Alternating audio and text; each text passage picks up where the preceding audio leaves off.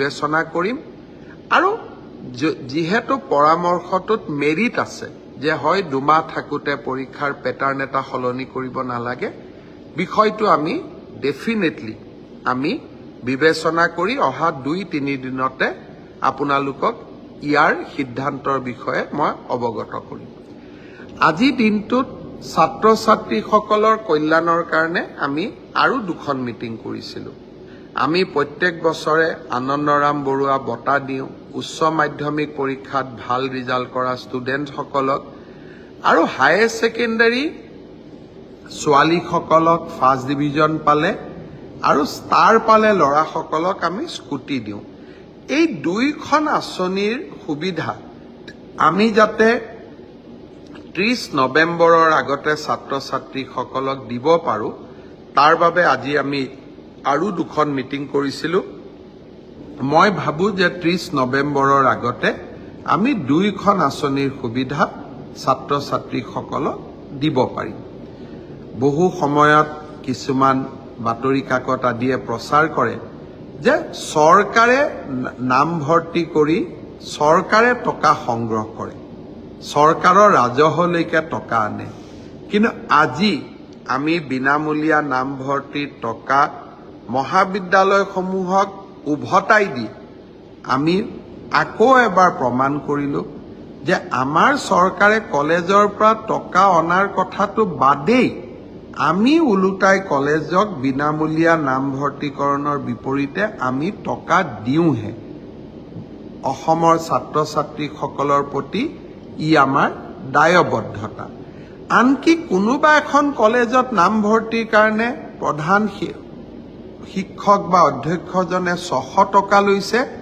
তাৰো মই খবৰ পালে নিৰাময়ৰ প্ৰচেষ্টা কৰোঁ তাৰোপৰি ছাত্ৰ ছাত্ৰীসকলক বিনামূলীয়া চাইকেল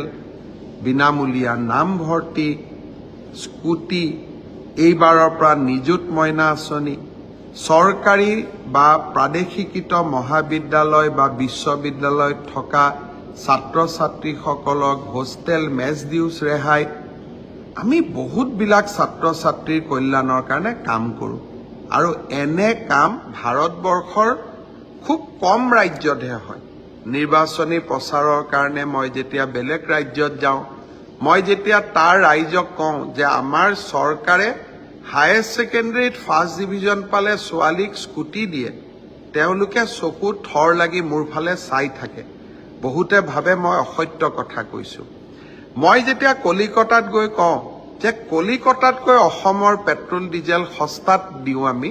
কলিকতাতকৈ অসমত পেট্ৰল ডিজেলৰ দাম কম কলিকতাৰ মানুহে মোক বিশ্বাস নকৰে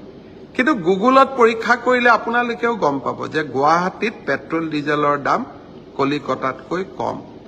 আমাৰ ৰাজ্যখন সৰু কিন্তু আত্ম অভিমান আমাৰ আছে সম্পদ নাথাকিলেও কাম কৰাৰ সদিচ্ছা আছে আৰু সেই কাৰণে আমি নিৰলসভাৱে ৰাইজৰ হৈ কাম কৰি যোৱাৰ প্ৰচেষ্টা কৰোঁ আজি ৰাতিপুৱা এটা বিতৰ্ক আছিল যে কলেজত প্ৰফেচাৰ বা চতুৰ্থ বৰ্গৰ কৰ্মচাৰী তৃতীয় বৰ্গৰ কৰ্মচাৰী হ'বৰ কাৰণে PRCৰ ব্যৱস্থাটো চৰকাৰে উইথড্ৰ কৰিছে কিছুমানে ৰাতিপুৱাই মই বাতৰি কাকতত সমালোচনা দেখা পাইছিলোঁ মই শিক্ষামন্ত্ৰীক সুধিছিলোঁ যে আমাৰ PRCৰ ব্যৱস্থাটো প্ৰত্যাহাৰ কৰা হৈছে নেকি শিক্ষামন্ত্ৰীয়ে মোক কৈছিল যে গুৱাহাটী উচ্চ ন্যায়ালয়ে PRCৰ ব্যৱস্থাটো আইনী ব্যৱস্থা বুলি নামানে কাৰণে এই ব্যৱস্থাটো প্ৰত্যাহাৰ কৰিছিলোঁ কিন্তু তাৰ পৰিৱৰ্তে আমি এটা ডাঙৰ সেফগাৰ্ড দিছিলোঁ যে অসমত যদি কোনোবাই চাকৰি কৰিব খোজে তেওঁ অসমীয়া বড়ো বা বৰাক উপত্যকাত চাকৰি কৰিব খুজিলে বঙালী হিন্দী ভাষা জানিব লাগিব অৰ্থাৎ লোকেল লেংগুৱেজ নাজানিলে আমাৰ অসমৰ মহাবিদ্যালয় হওক চৰকাৰী কাৰ্যালয়তে হওক কোনেও চাকৰি কৰিব নোৱাৰে অৰ্থাৎ আমি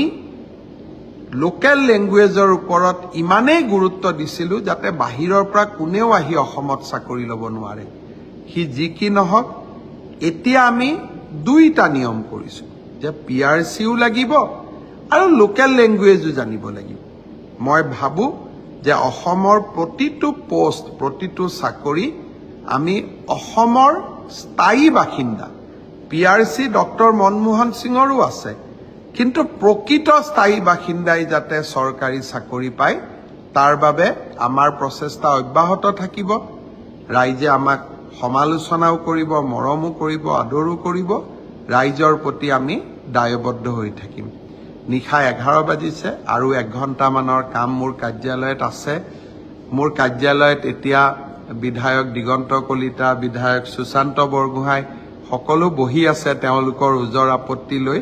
গতিকে তেওঁলোকৰ লগতো কথা বতৰা পাতি আজি দিনটো সামৰণি মাৰিম। আকৌ অহা 2-4 দিনত আকৌ এনেকে ফেচবুক লাইভত আহি আপোনালোকক চলি থকা ঘটনা প্ৰবাহৰ বিষয়ে অৱগত কৰিবলৈ চেষ্টা কৰিম।